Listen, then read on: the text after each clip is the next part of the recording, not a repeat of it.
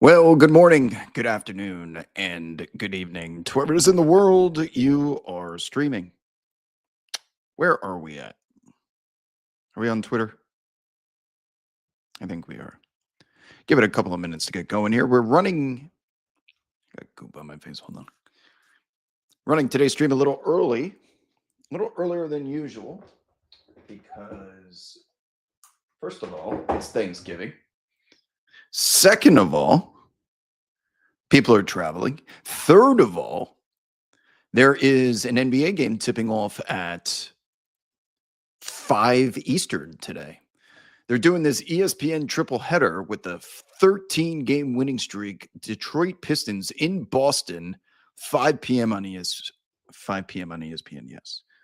So I thought it would be proper to do this a little earlier without warning. I know you guys have grown accustomed to the traditional 6:15 p.m., but that's always in line with leading up to tip off and lineups locking. Maybe we'll get some news to discuss here on today's show, but give you all an opportunity to join the chat as always. Sorry, I got so many devices going on. Now I'm set. If you would like to join today's show, if you're new watching this, at the bottom of your screen, it will say something. You click on that, you can see the chat that way. It will not auto-populate. Otherwise, unless you are on a web browser. But who's using a web browser nowadays? It's all tablets. It's all devices. So if you're at an airport, God bless you. Not because you just sneezed. God bless you for daring to. There's storms across the southeast, the eastern seaboard. And even if you don't live in the southeast and eastern seaboard of the United States, there is a domino effect of how that, because if a flight gets delayed in Atlanta and it's meant to land in LAX at a certain time, your flight's going to get delayed. And then it's just, once again, it creates chaos throughout the day, as many of you know. So with a lot of flights and a lot of people, the result with a lot of weather, the result is going to be a lot of delays. What's up? Greenberg is our first person in the chat. What's happening? Prediction for Derek Queen's career? I thought you were going to ask about tonight. They got a rematch against this Grizzlies team that they should have beaten opening night in Memphis. They played a good game. Derek Queen was not involved. But you're starting to see why Joe Dumars was willing to risk an unprotected pick to move up to get this kid. It shouldn't surprise anyone because he was going to be in the lottery regardless. The surprise of the risk was more so the bet made, and we need this kid at pretty much any cost. And in an age where it seems like every single pick is at least protected 1 through 3 in the event something crazy happens. They didn't do that. They kind of kept going. Jaime Jaquez, probable tonight. That guy might win six man of the year, by the way. But career prospects, he's a massive point, whatever he is, point big man. He's got handles. Even Nikola Jokic looked back at him and he's like, oh, in that game against Denver, when he had the compliments for him in the post-game press conference, it was, that kid can dribble like that. That kid can finish, and it's just awkward too. He's got the oversized T-shirt underneath the jersey. He's got the little floater poke shot. He can hit jumpers. For being a rookie and a teenager, he's pretty damn good. Is that Twitter account his, by the way? Is that Twitter, or is it a troll impersonating him? I want to believe it's him, but on Twitter, I presume everyone to be guilty until proven innocent.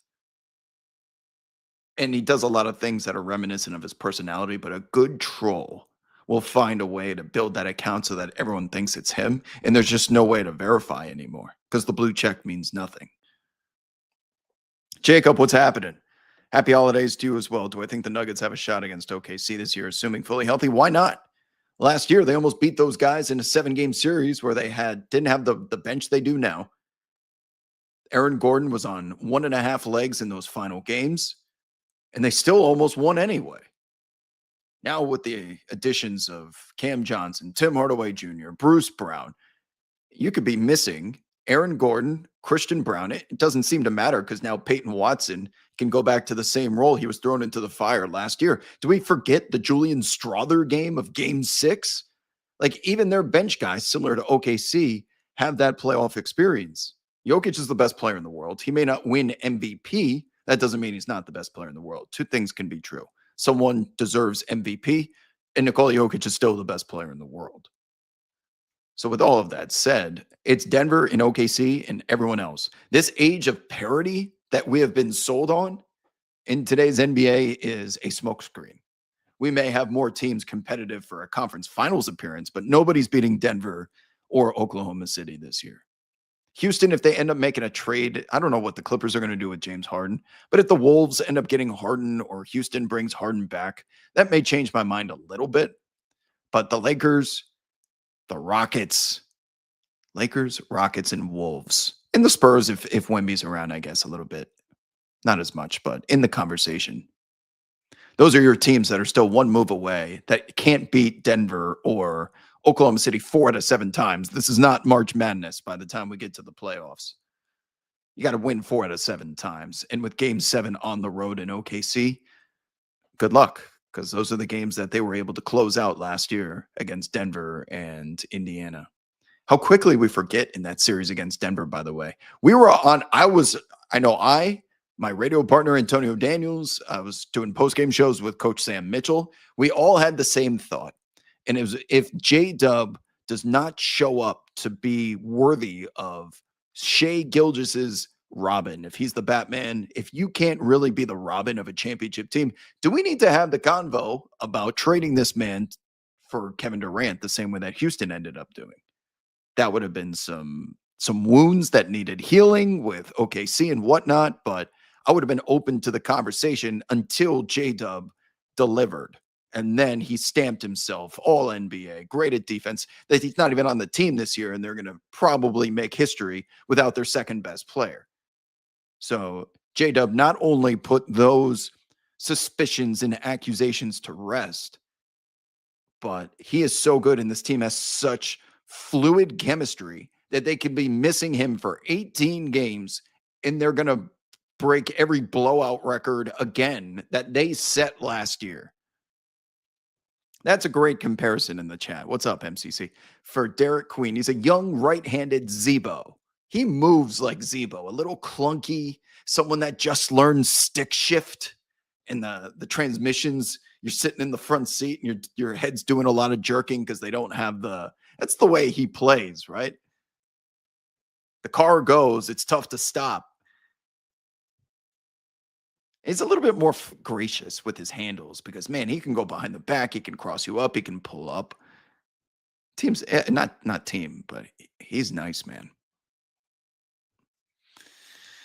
What's up, Pablo? Pablo in the chat says, as a Knicks fan, do you feel much better versus the Cavs, Magic, or Pistons? If you're asking for my personal preference of who I would want to play, it would go Cavs 1, Magic 2, Pistons 3 in terms of preference, meaning I would not want to play the Pistons. Pistons for a couple of reasons. Obviously, they're good. Number 2, they've got scorned X energy ever since the Knicks ousted them from the playoffs last year. And in a way that Pistons fans probably felt like we were done dirty. We were winning a lot of these games. There was that non-call with Josh Hart, Tim Hardaway Jr. in the corner. A couple calls go their way. Detroit is probably victorious in that series, and they're out here just putting up revenge body post after revenge body post on Instagram, announcing to the world, we're pissed off and we're here. And they're also built in a way they're never going to be scared of the Knicks. They know how to defend Jalen Brunson from their postseason experience. I think they're the most unfavorable matchup for a Knicks team that can't just out offense them, can't out superpower them. Jalen Brunson versus Cade Cunningham. Cade has taken it to a level now that I think he's going to end up getting as many third place votes as Luka Doncic for MVP. That's crazy. Because the MVP is not just about who wins it. You can vote.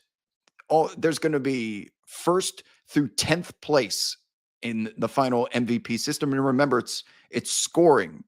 So if you get a bunch of third place votes, and let's say someone gets just 10 first place votes and 95th place votes, the third place vote getter is actually going to be ranked higher than the guy getting some first place votes. I'm just making things up right now. But remember, MVP is a scoring system.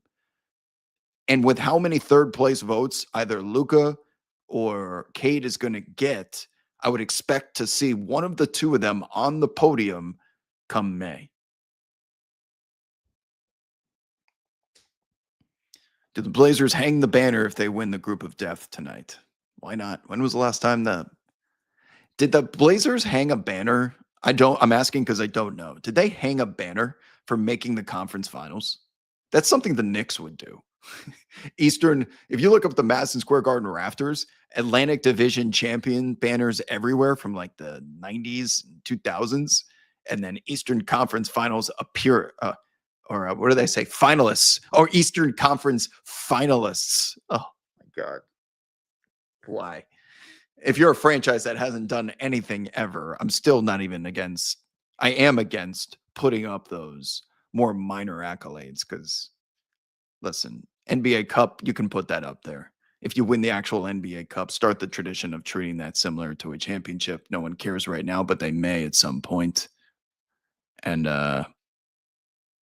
yeah, I'm just you can't put like NBA Cup group winner banners up, and you're just asking to be made fun of.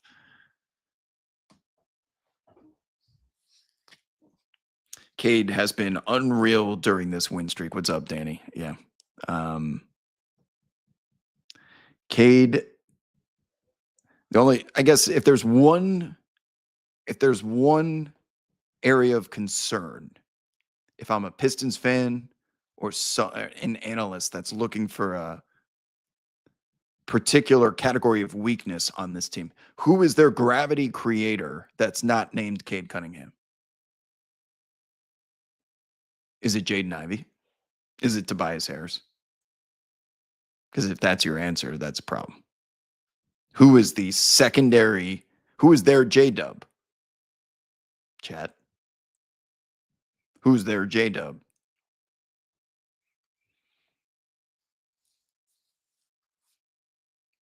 If we don't have a defined role there, maybe that's what holds them back. Only time will tell, but I feel like you need to define that and or assign it in advance.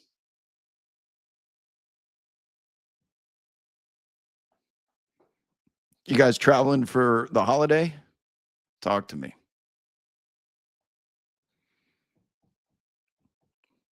What are you guys doing on a Wednesday at, what is it? It's 1:41 p.m. Pacific time. All my clocks are still LA. So that means 4:41 here, 6:41 in Buenos Aires, which I'll be in shortly. Daylight savings time. That means Buenos Aires is 2 hours ahead of the Eastern Seaboard, which means games are going to tip off at 9 p.m. and run until 3 a.m., which I don't mind because I'm a night owl anyway. But let me tell you something real quick. I was watching Clippers Lakers. It's almost pitch black out right now at 4:40. Okay, it's totally pitch black by 5. And the game didn't tip off until 11:10-ish Eastern time. It had been dark for like 6 hours before the late game on NBC went off last night. And I just remembered how miserable it must be to cover the NBA nationally living on the East Coast. It is part of the reason why I do these Q&As. I'm looking for a reason to share my wisdom with you all. For anyone that's a prospective content creator, journalist, wants to get involved with hoop stuff. My number one, if they come to me for consultation, first of all, are you married? Do you have kids? Do you have a family? Are you single? And I'm not so interested to hear about your great or poor relationship. More so, that will be an indicator of if I think you can cut it on the East Coast, because you have to wake up at a decent hour, take your kids to school, and live life like a normal person. You are not covering the NBA nationally. I'm sorry. There are games on until last night, 1:15. Then the big players like LeBron and Kawhi, They won't go on to the post-game press conference till 45 minutes after the final buzzer. You have to wait, especially if you're creating content. You have to wait for them to speak because Kawhi will say something like he did last night about the team not having enough talent. You got to include that in your reporting and your takeaways and analysis. And before you know it, it's now 2:30 before you're done with work, maybe 3. And then what? You're hungry. You don't just snap your fingers and go right to sleep. You're going to shower. You're going to pay some bills. It's 4 a.m. And then you got to get up at some point the next day, even if you're afforded the luxury of sleeping in. Today, I slept until 12:30 p.m. and I saw 3 hours of sunlight. It is not a lifestyle which I would recommend. You have to be an absolute sicko who is single with an entrepreneurial mindset of being addicted to your work to make it happen here on the East Coast. You need to live on the West Coast or in Hawaii. It's gorgeous there. It is sunny all the time. The weather, there's things to do. You can have a normal lifestyle. Live on the West, move to the West Coast or Hawaii if you want to cover the NBA nationally. Number one piece of advice. I will say it over and over again like a broken record because it's true. Adrian, what's happening? It's 5 in the morning right now in Bangkok. So you can imagine my schedule watching NBA every day. Do you live there full time?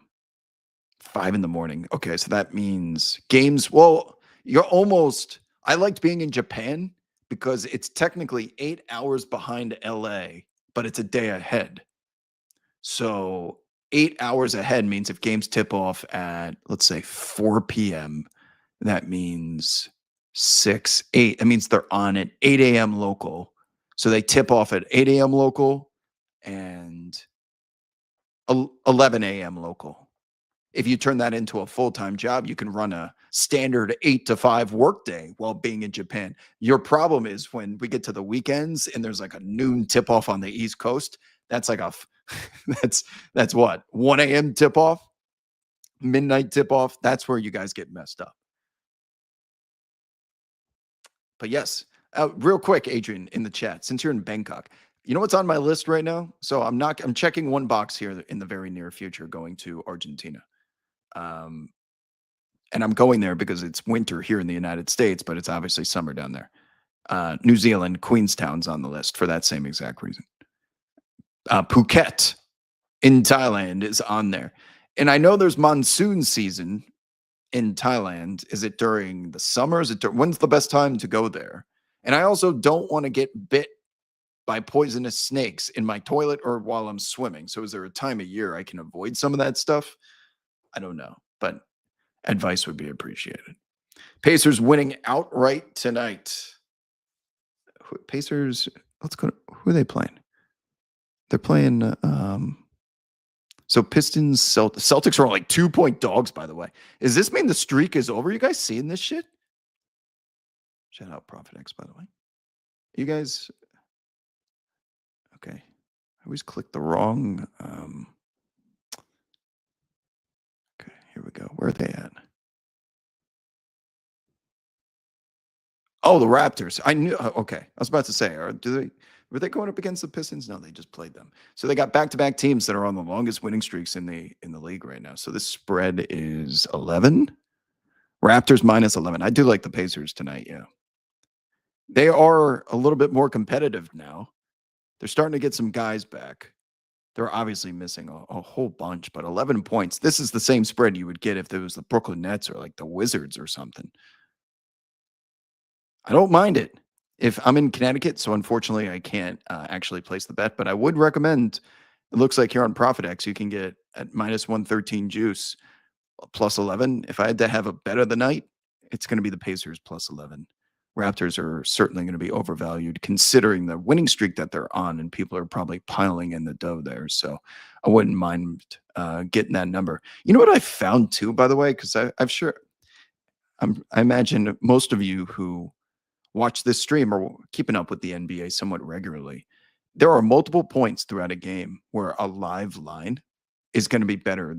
You'll be able to catch it at some point because of the scoring volatility in the NBA. All these different 10-0 runs that The Clippers were 6.5 point dogs last night at the Lakers, and I found like 4 different points throughout the game that if you wanted to bet the Clippers at a better number than pre-tip off, you have to assume that both teams are going to take the lead at some point, and you can try and catch a falling knife, but they don't always recommend that. That's a stock market term.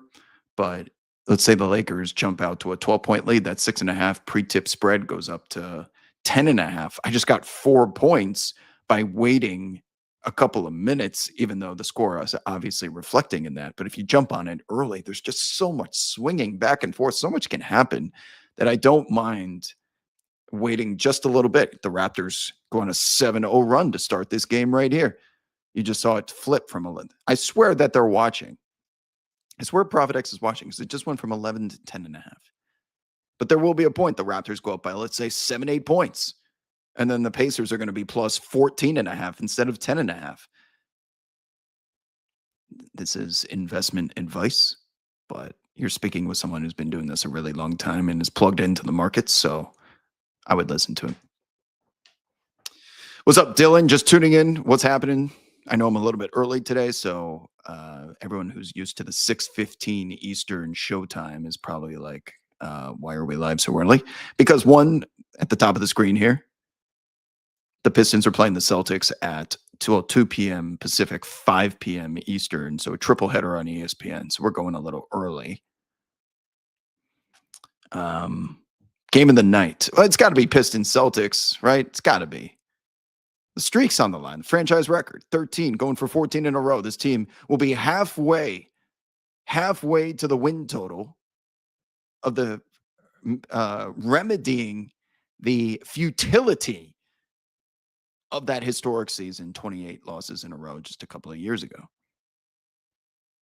Other games of the night. Thunder Timberwolves will be good, but Shea is questionable. Bucks and Heat will be good, but Giannis is questionable. Every time I watch the Heat play, I just think of J.K. Simmons and Whiplash. Faster! Faster!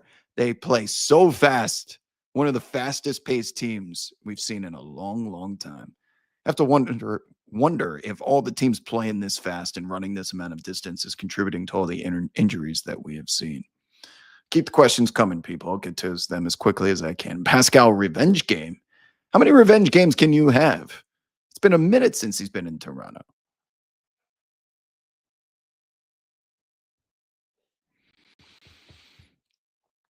That's the game of the night. Yeah. Pistons, Celtics. But if Shea plays, of course, Wolves. It just doesn't matter. Like, the Wolves are a decent team. You're next. Just Goldberg every single night. If you can make the Thunder play their starters in the fourth quarter, you should get partial credit. The same way that in the NHL, if you lose in overtime, don't you still get a point? Should get partial credit if you require Shea Gilgeous-Alexander to play minutes in the fourth. Start of the summer until November is rainy season in Thailand until December in Phuket. Good to know. And then I assume after that, so like January, February is probably the best time to go because it's not too hot.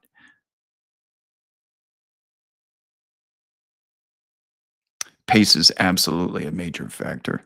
Yeah, not just pace, because there's been fast pace in the 70s and 80s, but pace plus the distance these players are traveling on average. They've got the sports science on this. How they're not just stationary in the corner, like people are running so long and so fast. And the physicality, I would assume, at the rim. These giant bodies where everyone is 7 feet tall is just contributing to more injuries. There's a reason why the NBA is deploying that biomechanics study, trying to figure out what the hell is going on because so many guys are missing time. The NHL point system, yes. See, Brinks, you're a man of culture, man or woman of culture, depending on who you are. Get out of my brain. Great minds think alike.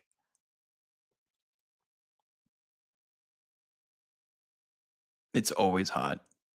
Even in February, what kind of hot are we talking about? I promise you, it is not as hot as Japan in the summer. I have been many places on this planet. that I would consider in contention for the hottest on earth. I haven't been to like Dubai, but comparable is Las Vegas in July. 115. That's dry heat, desert heat. Okay. I've also lived in New Orleans where it can get 95 with heavy humidity during the summer. When I tell you Japan in the summer is by far the hottest place I've ever been, I am not exaggerating.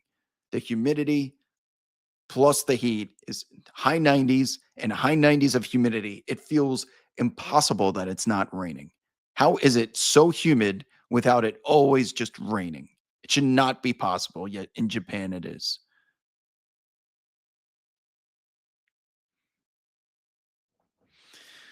Do I think Ainge is robbing someone for Lowry? Well, we had this conversation last year. And if the market's not there for Danny Ainge, we have seen he's going to hold on to his guys. Did that with Jalen Brown and Jason Tatum, right? He's going to hold on to Lowry until he gets a Godfather offer, and he might just get it this year.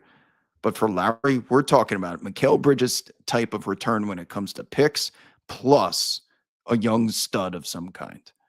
So if he ends up in like Minnesota, for example, I know they need a point guard above all, but that package would be every pick under the sun that they have there in Minnesota, plus Dillingham, plus Terrence Shannon Jr., plus, you know what, just keep going down the list. They're all going to Utah.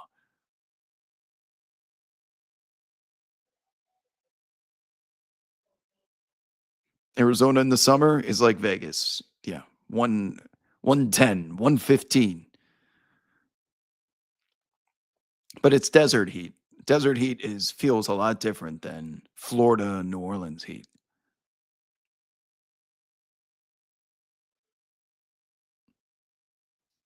Same as Japan. That makes sense. I imagine, yeah, anywhere near the equator is always hot. I've been to Colombia. I've been to Colombia in August, right on the equator. It was pretty damn hot, but I wouldn't say it was the hottest. It was pretty damn hot though.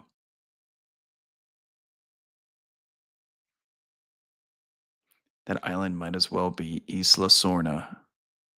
You're saying Thailand is Isla Sorna, Jurassic Park because of all the wildlife? I don't want to be snorkeling and get bit by a like what happened in that episode of Survivor. He got bit by a sea crate. That's what it's called. He got bit by a sea crate and should have just died within minutes. A Survivor contestant, but because the sea crate did not with the bite, he didn't inject poison into him. It was just a reactionary, like go away type of bite. But if he got the poison, he would have just been fucking dead. I have to imagine a lot of the I have to imagine a lot of the wildlife there. I'm also never sitting down in Thailand when I take a dump. I'm too skeptical of a snake coming up through the plumbing system. That's like the biggest fear in the world. One of them.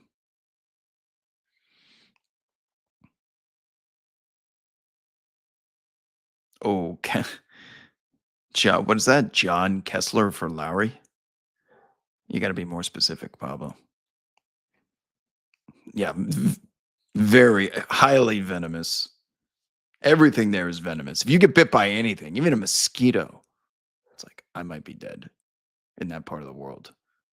That was the biggest thing in during the Vietnam War. Not just the damn bullets, but disease. How many people were dying because of getting bit by shit? Mosquitoes are much more dangerous in that part of the world than snakes.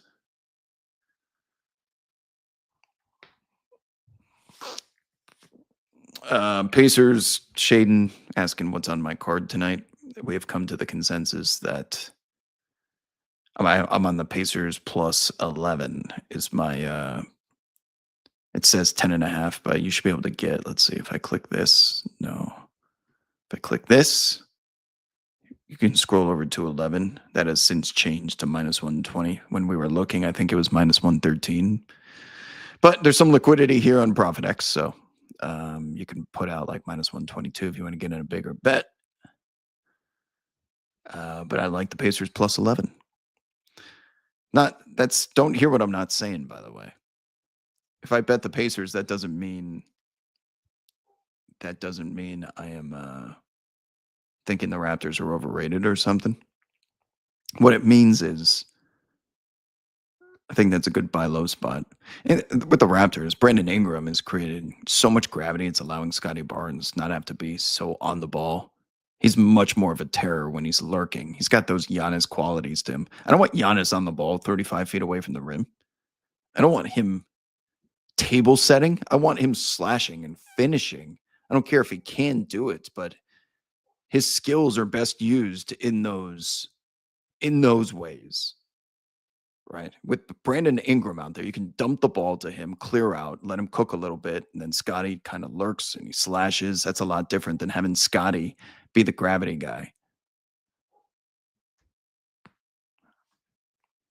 Talented dude, but I don't think I'd want him. Ideally, it's RJ Barrett too when he's healthy. Don't know if those guys are spreading the floor like that. Sprinkle the money line. What's the money line on the Pacers? That I do not recommend, but 400? I'm going to need more than 400. You'll be able to get something better than you'll see it on the right side of the screen over here. You can get something better than 400, I think, during the game.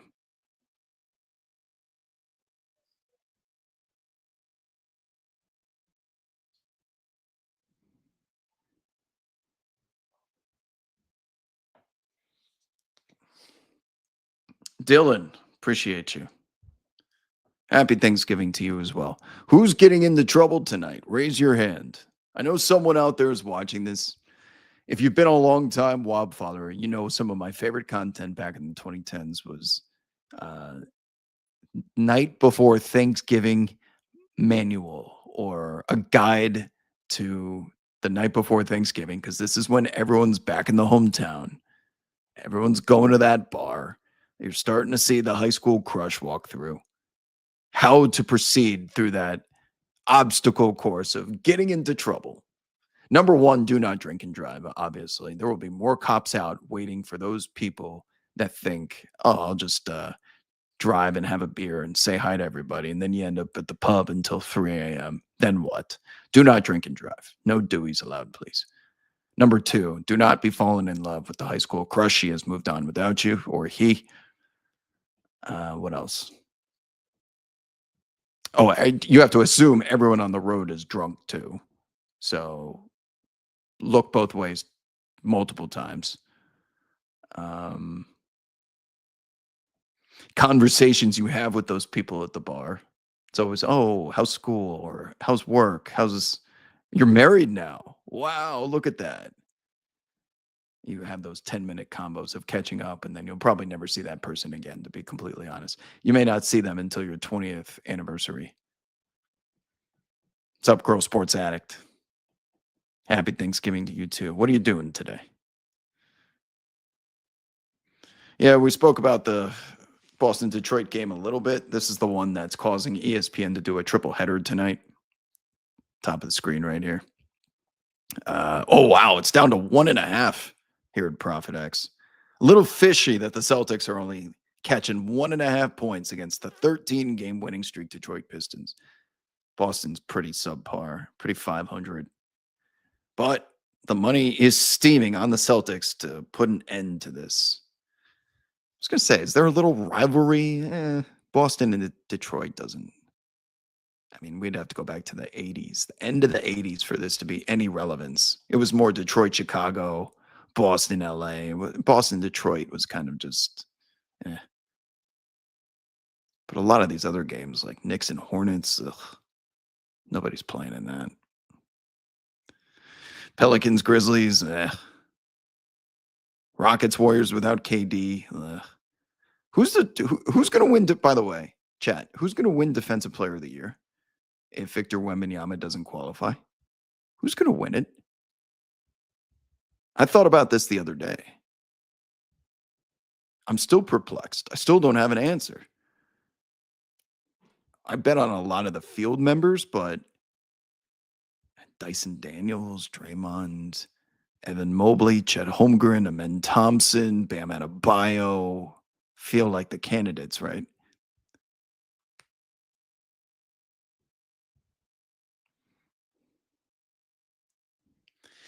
Bam's been playing well, man. And that Heat system, they've completely revolutionized their offense. As a result, their defense is putting a lot of pressure on these individual matchups to stay in front of their guys because they're playing at such downhill pace, which means you're also going to receive a lot of downhill pace in secondary transition. And Bam has been out there guarding positions 1 through 5. He's got some great individual net rating stats, defensive rating stats. The eye test would suggest he can guard anybody. And if the Heat end up in, let's say, the top 4 or 5 in the Eastern Conference, I think he will get legitimate consideration. This is finally the year that the ever versatile Bam Adebayo gets it done. What do you mean it's too early for an answer? What was that in regards to? What are you up to tonight? No, oh, the plans aren't. Wow. To be 24 again. What are we doing? Are we pre-gaming before the bar tonight? You got to go over to your friend's house, say hi to their parents, pet the dog.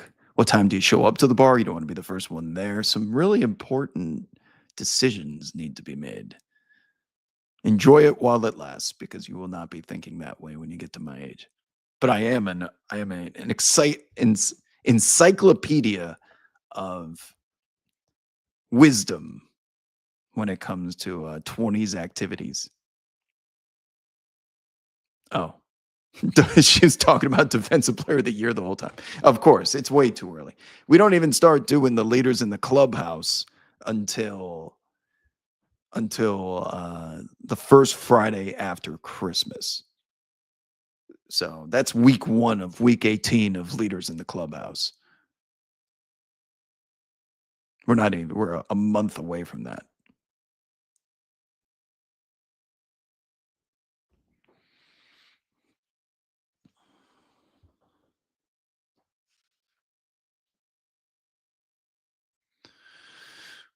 What else you guys got? Talk to me. Quiet night here on Twitter. Timeline. My entire timeline has been quiet the past couple of days. Are people just finally done with Twitter? It's all the same content. I refreshed my timeline a couple of times. My chronological one, the following, not the For You. The For You is endless because it's just going to keep finding like different posts and stuff. But the one I actually care about that's tailored to my preferences, sometimes I'll refresh it. And it's been like 7 minutes since there was a tweet from a couple hundred people that I follow on that specific one. I'm like, damn, it's just dead out here. What's up, Matt? Matt says Borrego's Pels are a different team. Not that good, but definitely better. Well, they're going about practicing differently. I know that much. Antonio was talking about that on the broadcast. Practice is different because there's different voice there, different strategies, and different philosophies. I think the Pels should ultimately play similar to the Heat or the Chicago Bulls, and I think that's why you saw them score 140 something points against them. That's a shit ton of points. When you get Zion Williamson into space, good things happen, right? That man is still one of the most unstoppable, if not Giannis is number one. I'm thinking of unstoppable players downhill in space. Giannis 1, Zion 2. It's those big finishers, right? He is a true finisher, and if you can decrease traffic using the NHL analogy, if we could do 3-on-3 hockey, like Zion would be perennial superstar, regardless of how much he's on the floor. But if we slow him down into the half court set, you're able to set up a wall and plug the gaps a little bit against him. He's not nearly as efficient and effective. He's telling you every time, I'm going to drop step, I'm going to get to that left hand and go up with power off the glass. But when he's in transition, he's got the whole bag at his disposal.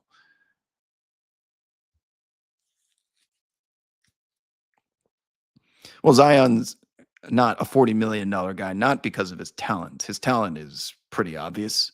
It's just the best ability being availability, and he's just not on the floor. And he sounded, I don't know how many of you listened to his post-game walk-off interview the other night.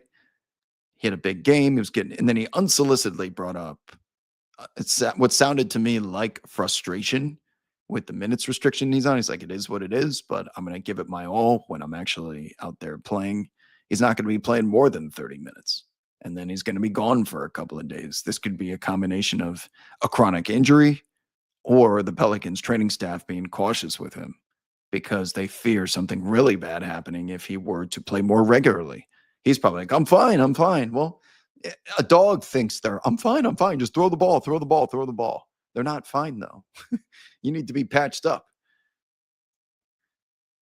Biggest game in the last few years for Portland today. Wait a second. They're at home against whom? Oh, because of the NBA, because of the cup? Don't tell me. They're playing the Spurs. You're telling me it's a big game? Bottom of your screen right here. Portland Trailblazers laying 1.5 against the San Antonio Spurs because this will put them into the quarterfinal. Is that why? I thought they needed some help. As long as you got Caleb Love, you got a chance. How great is that, by the way? I love that Caleb Love is getting this burn. He was always the guy on that Carolina team that was going to make the NBA. And then Drake Powell kind of came out of nowhere for the Brooklyn Nets. He's been killing them. Where's that Drake Powell? Why was Hubert Davis couldn't extract that potential out of Drake Powell? I got to have a word with him. But Caleb Love has the size necessary to survive in an NBA backcourt. He has the brain, unconscious brain of forgetting about misses and just catching fire immediately, incinerating every single time you make a shot. Harper's most likely not going to play. I saw that he's questionable unless there's been an update. Why did this just disappear on me? It's shit's broken again. I even switched. Man, StreamYard's crazy. Or maybe I just need to click this button. No, it's flickering again. I switched browsers too, and this shit's starting to break on me. Look at this. StreamYard sucks, man. I'm on Firefox now. Well, we got 40-something minutes out of it before it broke. That's nice.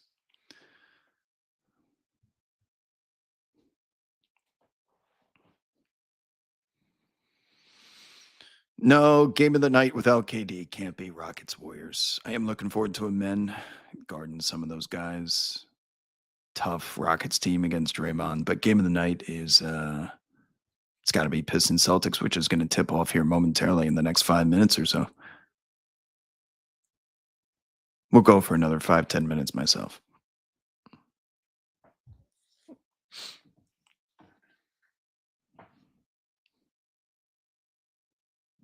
What else is on your guys' mind?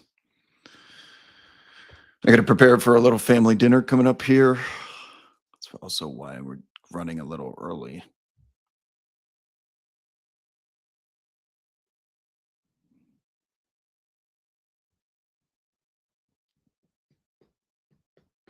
Vegan Barbie. I should have known you were going to stumble in here.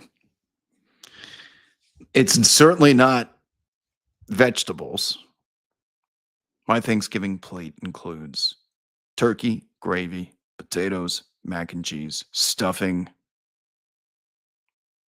If I'm going to eat a roll, it needs to be whole wheat because that's a lot of starch.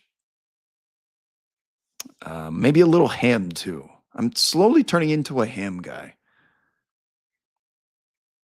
But no peas, no carrots, no squash, none of that.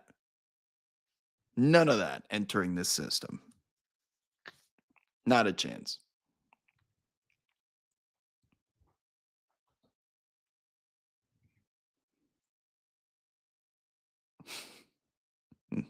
I do look like I'm made of starch. You can't use that diss on me today because I just got my blood work back for the first time. I got a blood test and probably for the first time in the last 10 years, to be honest. I probably should have gotten a physical or something. I just have not. Blood work is pristine. For someone that doesn't eat vegetables since 8th grade, I'm telling you, you can survive. I'm living proof of that. Everyone is wired a little bit differently. It works for me. Maybe it works for someone else, but I despise vegetables. They taste terrible. I think they're bad for you. I don't care what anyone says. They're nasty and I will never eat them. I would rather die soon. die earlier than eat vegetables.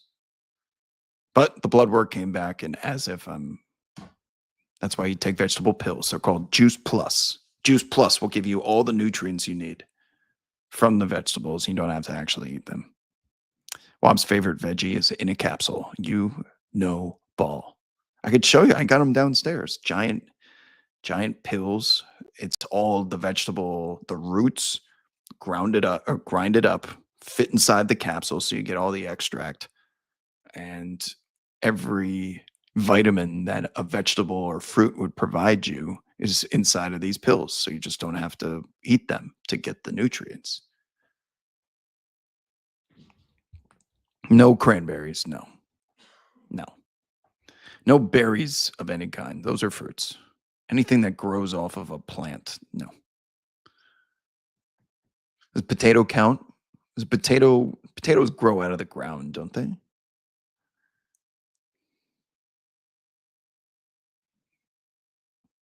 Look at yeah. Blood work. Did you do it because Quest has a deal right now? Quest has a promotion that you can get all of these tests done for less than $100, which is fucking cheap compared to what they normally charge. It was something like $80, $90, and I got every test under the sun done. Potatoes are not a vegetable. Potatoes are a starch. Potatoes are, I mean, I know they're technically classified. Don't, that's like saying French fries are vegetables. That's just not true. Vegetables are like broccoli, spinach, salad.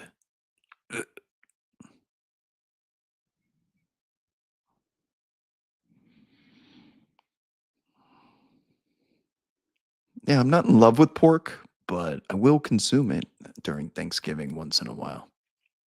If pork is done properly, I will eat it, but it's pork you can mess up very easily. Broccoli is man-made. It's not a real food. Thank you. Thank you. Someone who understands ball. Potatoes grow in the ground. Yes, I get it.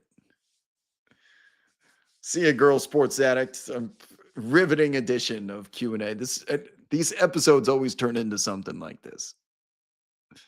It's mostly vegan Barbie's fault. She's always asking this question. You know the questions that are going to trigger me, and it always revolves around vegetables. But I do appreciate you being open to my slander, despite you living a different lifestyle. That's healthy conversation. Bro, Brussels sprouts, asparagus, ugh, makes your pee smell. I don't need peptides. I take them in the pills. You guys don't understand this. There's a reason why my blood work is perfection. It's not because I'm so, I'm probably consuming more fruits and vegetables than you guys watching this because of the pills.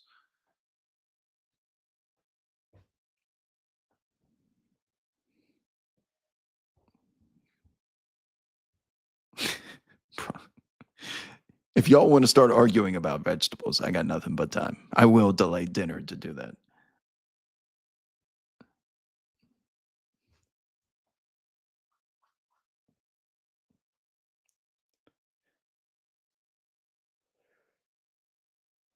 Well, I'm impressed. We got so many people to show up for today's show because this is a day where everyone is traveling at this time. So this is rush hour 517 East Coast. Everyone's going through an airport. Everyone's going through a train station. Everyone's in the car headed to their destination to prepare for Thanksgiving in the United States. Got some of you, at least outside the United States, in the chat, making this a worthwhile show as always.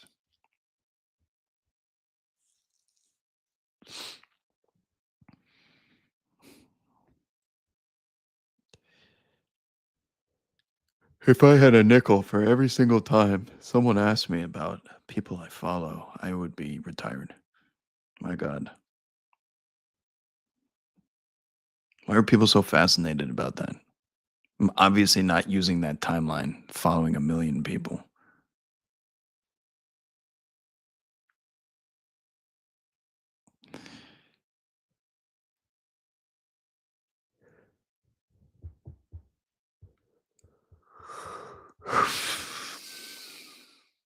that it? Is that all you guys got?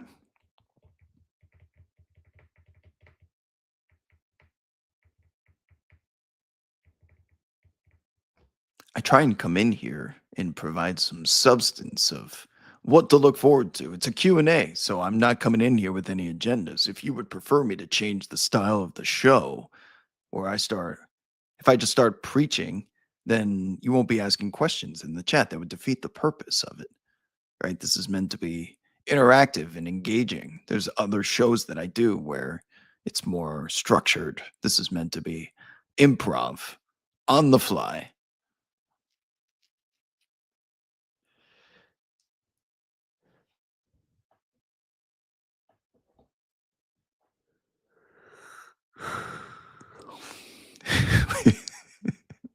You don't come for my sermon. You come for me to complain about things, which is fine. I do appreciate you taking the time to hang.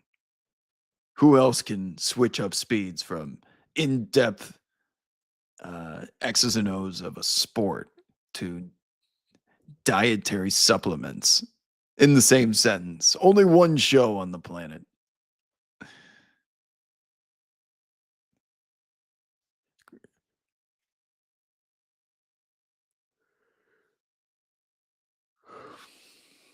Boston has three bald starters: Derek White, Walsh, and Jalen Brown. Well, Jalen Brown's not bald. Jalen Brown's not bald. The hairspray does not make him bald. That hasn't happened in a while, by the way.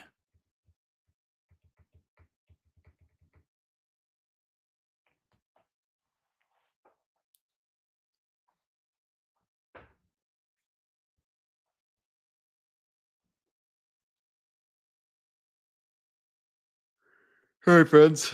Well, chat's starting to go a little quiet, so this might be my cue to say goodbye today, as we just tipped off in Boston a little bit. Skip and Kitty. Oh, well, Kitty was right here for most of the day. She's so sweet, though. She's very sweet. I'm not even a cat person, but she is such a nice cat. Skip ran into the ground today, so it's a little humid. He doesn't like humidity much. It's humid here in the woods of Connecticut. So I ran him into the ground, and then I took him for a 2.5 mile walk. And I could tell he was tired because he stops sniffing. When he's a big sniffer on walks, and he just tongue out. He's on the asphalt, walking and walking and walking. It was like it was time to go home. But two very lovable animals. They enjoy their vegetables. Vegan Barbie, pleased to report. But yes, all is well. The animals are great.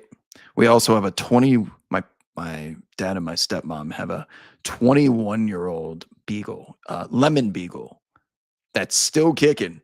The other day we looked up the record for oldest beagle ever to live on record, and I think it was 20, 28, 29. This one feels like it's got a chance. It's also a beagle that's died 8 different times and been resuscitated. So if it can survive everything it's been through, it might just make it. I need more vegetables. I had 5 yawns in the last 3 minutes. No, I'm yawning because I'm bored with the chat. I'm bored with these questions. Only Vegan Barbie is carrying the show right now. This is Q again. This is Q&A. I'm not coming in here to preach unless I am solicited to do so. Wayne, you have a good Thanksgiving as well. Yes. Her name is Lucy. Her name is Lucy. Her ears have turned white, but since she's a lemon beagle, she's natural. Most of her body's white, so she doesn't even look that old, but she's still kicking. She still does the zoomies and chilling, living a great life. Dogs here live. They have no clue how good their lives are here. No clue. That's what makes them so special. Vegan Barbie, what's on your Thanksgiving plate? No turkey, obviously. Vegans don't do fish either, right? That's a pescatarian. So it's got to be just like Brussels sprouts. Do you do gravy?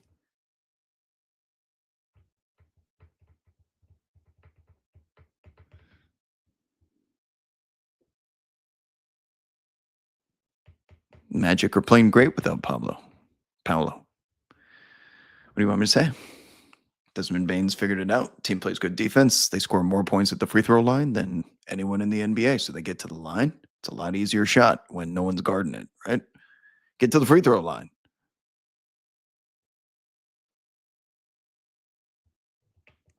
It's the only shot easier is a wide open layup.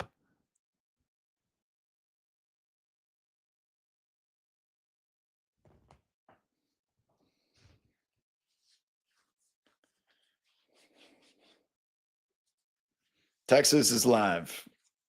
Texas is live against Texas A&M. I don't know why. The games that you think it's finally over for Texas are the ones they show up for. Arch Manning is not that good. But this feels like a game that just Texas steals because it's kind of meaningless for Texas A&M. Kind of. Not completely, but kind of. Barbie says I basically have all the normal stuff just made with vegan butter, milk, soy. Oh, fair. Okay. So you participate in festivities. You just have you fix yourself a special dish. I got you. I got you. It would be tough cooking for you in any sort of relationship just because I don't know those things, but I'm sure you're used to it by now. But God bless, because that is not an easy lifestyle. You have to enjoy it, I imagine.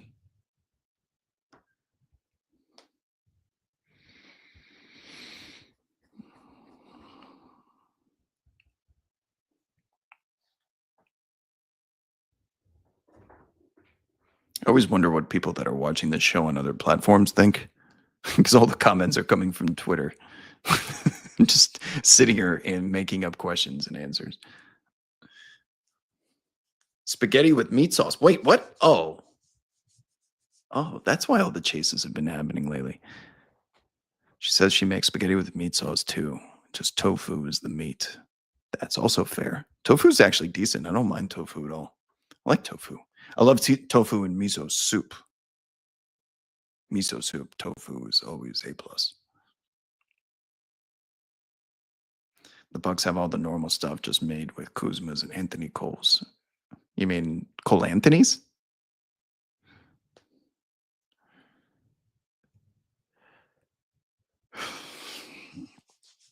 All right.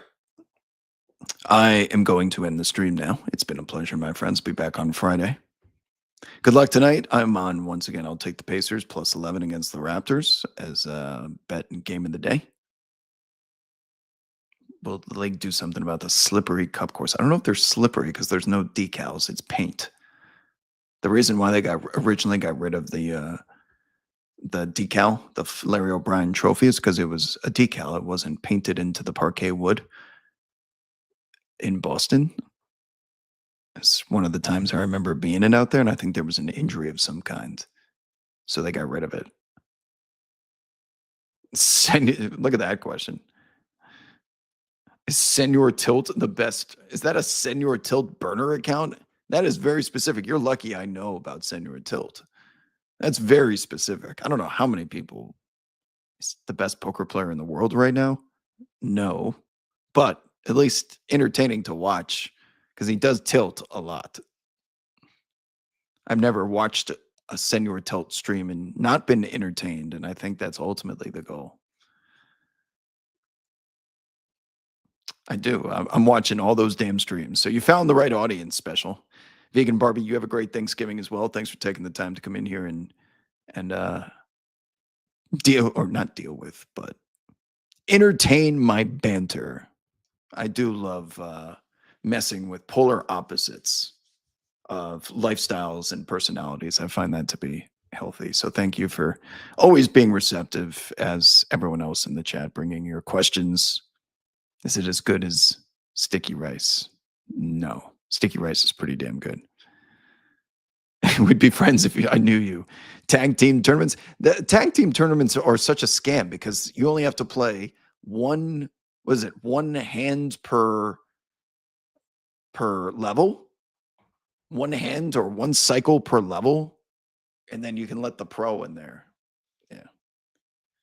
I like to think I'm a pro, but I run like a complaints for another day. 74 wins is within reason, yeah. It's just right when I'm about to shut off the stream, you guys start pouring in the questions here.